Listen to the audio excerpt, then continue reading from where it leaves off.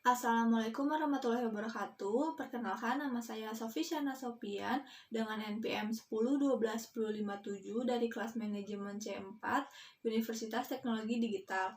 Di sini saya akan mempresentasikan materi mengenai analisis rasio laporan keuangan untuk memenuhi tugas evaluasi tengah semester mata kuliah manajemen keuangan. Berikut ada laporan posisi keuangan dan laporan laba rugi dari PT Seoknas per 30 Desember untuk tahun 2020 dan 2021. Yang pertama ada rasio profitabilitas. Rasio ini memberikan gambaran kemampuan perusahaan untuk membayar hutang yang jatuh tempo dalam satu tahun. A. Ada rasio lancar. Rumus dari rasio lancar yaitu aset lancar dibagi liabilitas lancar dengan rata-rata industri 4,3 kali. Pada tahun 2020, aset lancarnya 33.200.000 dibagi liabilitas lancar 9.450.000 sama dengan 3,51 kali. Pada tahun 2021 sama dengan 48.200.000 dibagi liabilitas lancar 13.100.000 sama dengan 3,67 kali. Kesimpulannya, karena rata-rata industri 4,3 berarti perusahaan pada tahun 2020 dan 2021 kurang mampu untuk membayar hutang yang jatuh tempo dalam satu tahun. B. Rasio cepat atau rasio ACITES. Rasio cepat yaitu rumusnya aset lancar dikurang persediaan dibagi liabilitas lancar dengan rata-rata industri 2,2 kali. Pada tahun 2020, aset lancarnya 33.200.000 dikurang persediaan 5.400.000 dibagi liabilitas lancar 9.450.000 sama dengan 2,94 kali. Pada tahun 2021, aset lancarnya 48.200.000 dikurang persediaan 7.700.000 dibagi liabilitas lancar 13.100.000 sama dengan 3,9 kali. Kesimpulannya, karena rata-rata industri 2,2 berarti perusahaan pada tahun 2020 dan 2021 mampu membayar hutang yang jatuh tempo dalam satu tahun. Kedua, ada rasio manajemen aset. Rasio ini memberikan gambaran terkait seberapa efisien perusahaan dalam menggunakan asetnya. Yang pertama, ada rasio perputaran persediaan. Rasio perputaran persediaan sama dengan penjualan dibagi persediaan dengan rata-rata industri 10,9 kali. Pada tahun 2020, penjualannya 60.770 dibagi persediaan 5.400 sama dengan 11,25 kali. Pada tahun 2021, penjualan 77.980 dibagi persediaan 7.700 sama dengan 10,12 kali. Kesimpulannya, karena rata-rata industri 10,9 berarti perusahaan pada tahun 2020 dan 2021 efisien dalam menggunakan asetnya.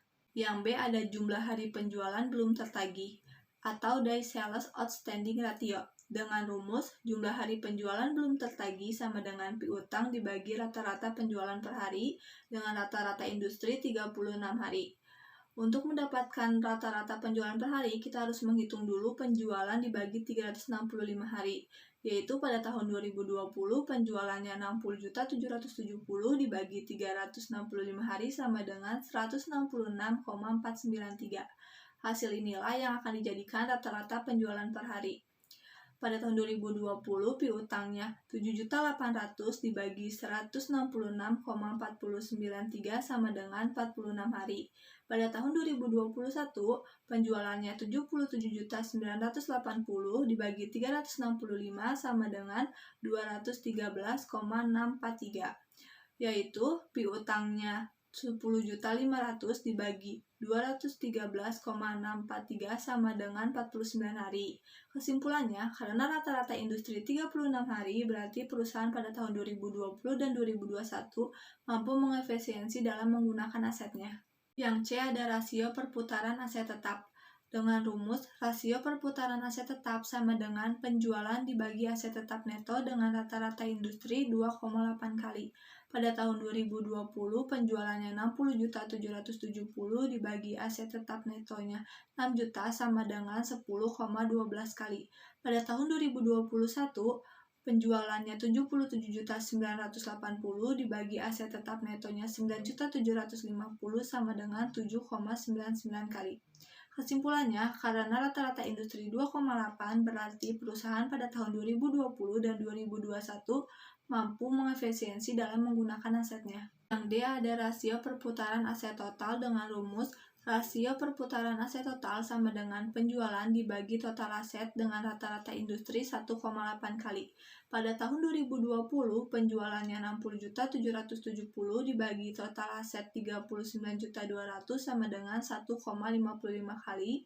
Pada tahun 2021, penjualan 77.980 dibagi total asetnya 57.950 sama dengan 1,34 kali.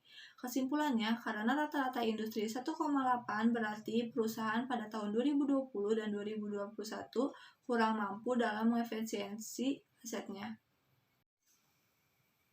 Yang ketiga ada rasio manajemen utang. Rasio ini memberikan gambaran terkait cara perusahaan untuk mendanai asetnya serta kemampuan perusahaan untuk membayar kembali utang jangka panjang.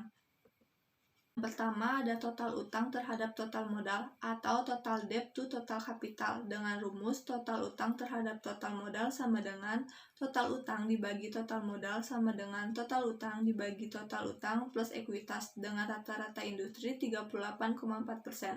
Pada tahun 2020, total utangnya 20.900 dibagi total utangnya 20.900 ditambah ekuitasnya 7.450 sama dengan 20.900 dibagi 28.350 sama dengan 0,73 dikali 100% sama dengan 73%.